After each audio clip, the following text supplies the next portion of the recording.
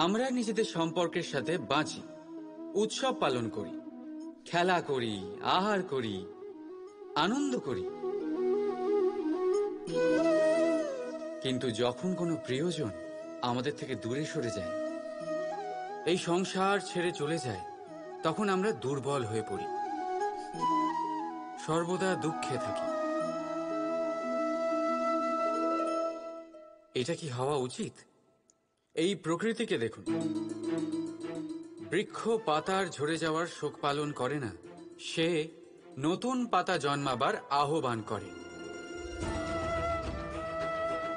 গতকাল আপনি কারো স্থানে এসেছিলেন, আর আগামীকাল আপনার স্থানেও অবশ্যই কেউ আসবে,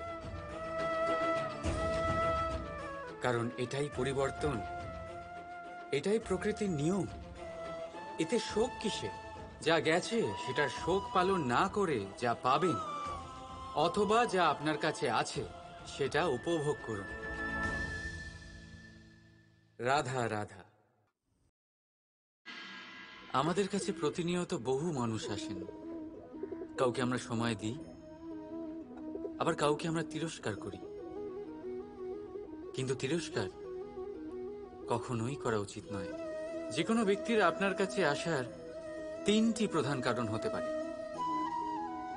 ভাব, অভাব আর প্রভাব।